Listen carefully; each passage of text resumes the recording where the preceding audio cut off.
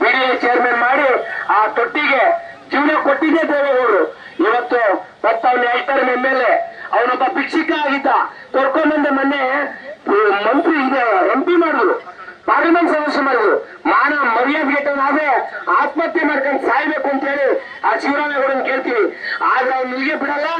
ಅವ್ನ್ ಸಿಕ್ಕಿತ್ತ ಏನ್ ಮಾಡ್ಬೇಕು ನಮ್ಗೆ ಗೊತ್ತಿದೆ, ಮಾಡ್ತೀವಿ. ಇಪ್ಪು ಕೂಡ ಅವ್ನಿಗೆ ಎಚ್ಚರಿಕೆ ಕೊಡ್ತೀವಿ. ಮತ್ತೆ ಅವನೇ 100 ಸೀರೆ ಅಪ್ಪ ಮಗ ಎಲ್ಲಿ ಪ್ರಕಾಶ್ ನಗರದಲ್ಲಿ ಯಾವ ಮನೆಗೆ ಹೋಗ್ತಿದ್ರು ಅನ್ನೋದು ಇದೆ ನಮ್ಗೆ ಗೊತ್ತಿದೆ. ನಾವು ಕೊಡ್ಸಿದ್ರೆ ಕಂಪ್ಲೇಂಟ್ 100 ಕೊಡಿಸ್ತೀವಿ.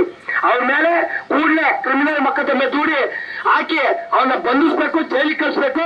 ಮತ್ತೆ ಈ CD ರೂವಾರಿಯ DK ಶಿವಕುಮಾರ್ ಅಂತ ಒಬ್ಬ ಉಪಮುಖ್ಯಮಂತ್ರಿಯ ದಯವಿಟ್ಟು ಸಿದ್ದರಾಮಯ್ಯನವರೇ, ನೀವೇನಾದ್ರೂ ಸ್ವಲ್ಪ ಸಾಮಾಜಿಕ ಕಳಕಳಿ ಇದ್ರೆ ಆ DK ಶಿವಕುಮಾರ್ ವಜಾ ಮಾಡಿ ಅಂತೇಳಿ ನಿಮ್ಗೆ ದಯವಿಟ್ಟು ಇಡೀ ಕಾಂಗ್ರೆಸ್ ಸರ್ಕಾರಕ್ಕೆ ಧಿಕ್ಕಾರಕ್ಕೆ ಹೋಗ್ತೀವಿ ಅಂತೇಳಿ ಬಯಸ್ತೀವಿ.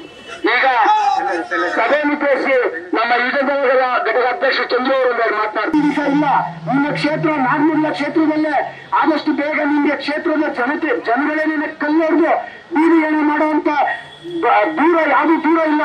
ನೀವೇನು ದೇವೇಗೌಡ ಸಾಹೇಬ್ರಿಗೆ ಯಾವಾಗ ಇನ್ನೂ ಸತ್ತಿಲ್ಲ ಅಂತ ಹೇಳಿದಿರಲ್ಲ, ಇದೇ ದೇವೇಗೌಡರು ಶತಾಯುಷಿಗಳಾಗ್ತಾರೆ, ನೀನು ಆದಷ್ಟು ಬೇಗ ಬೀದಿಗೇನ ಆಗ್ತೀಯ ಅಂತ ಹೇಳ್ತಾ ನಾವು ಧಿಕ್ಕಾರವನ್ನ ಧಿಕ್ಕಾರ ಮಾಡ್ತಾ ಇದ್ದೀವಿ. ನ್ಯೂಸ್ ಫಸ್ಟ್ ನಿರ್ಭೀತಿಯಿಂದ ನಿಮ್ಮ ಪರವಾಗಿ.